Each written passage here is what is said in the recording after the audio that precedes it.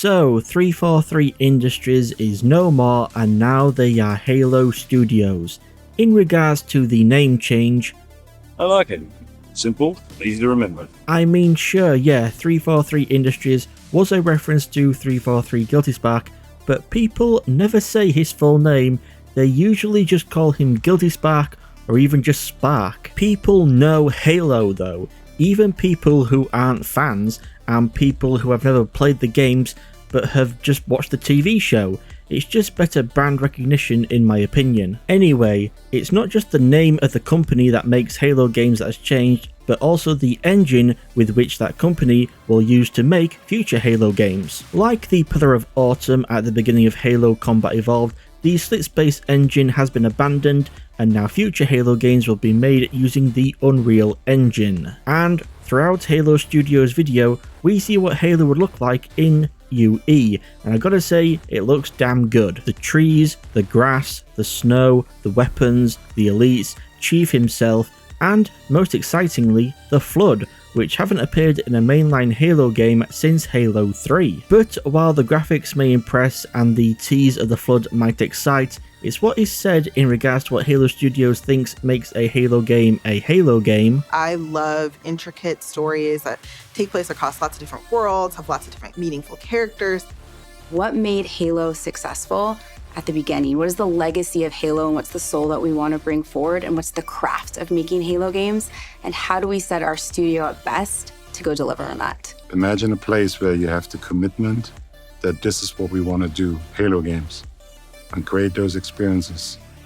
And you can express your talent, your creativity, and your professional ambitions in that place. That should be the main focus of Halo Studios going forward as they create the next Halo game. Because if I'm being honest, back when they were 343 Industries, how they handled the story and soul of Halo was their biggest failure. This might be a hot take, but I liked Halo 4. I was a fan. What I wasn't a fan of was the only way you could find out what happened to the Didact after Halo 4 was to read a goddamn comic book series and then later a novel. Plot elements set up in games should be resolved in games. The casual Halo fan who only plays the games either believes the Didact died at the end of Halo 4 or just vanished never to be seen again. Although, with saying plot elements set up in games should be resolved in games, 343 Industries even failed to do this with Halo 4's Spartan Ops. How many casual fans saw Halo 4 had a Spartan Ops mode but never played it because they thought it was just a copy of Call of Duty's Spec Ops, or because they didn't know they could play it solo, or just because they didn't know it continued the damn story? Then they jumped into Halo 5 and had no idea why Halsey only had one arm, and had no idea who Julam Damma was. And speaking of Halo 5, while I thought it was an interesting choice to bring back Cortana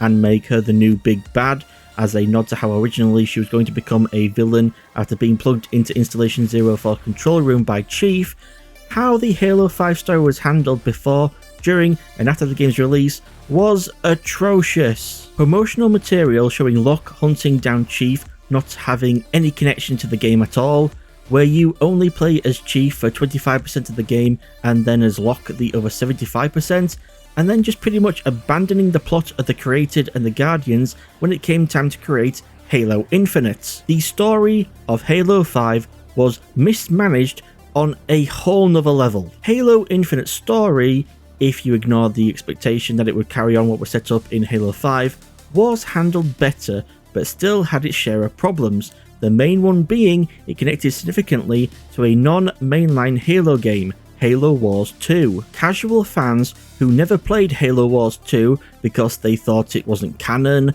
that it wouldn't connect to Halo Infinite since it was set on the Ark, or because it just wasn't a first-person shooter, were blindsided by the sudden appearance of the Banished, whoever the hell they were, and of Aatrox and Escharum, whoever the hell they were.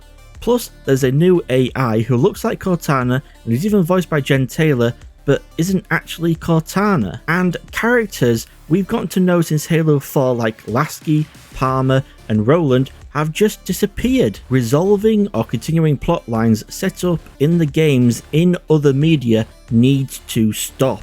abandoning plot lines entirely needs to stop, and having characters built up to the point where they are becoming meaningful and iconic only to just disappear needs to stop. If this next game Halo Studios makes with UE ends up being a soft reboot, or a complete reboot, or actually follows on from Halo Infinite, I can accept any of those choices. What I won't accept is them rebooting after every release, abandoning plot lines and characters just because they receive some negative feedback, or if not abandoning, just wrapping up those loose plot lines in other media, leaving casual Halo fans confused. So yes, while I am excited that more Halo games will actually be made with a new team that seems to know what they're doing on an engine that isn't a piece of shit to learn and use, I'm just crossing my fingers that they'll relearn the most important thing there is to making a good Halo game: telling a good story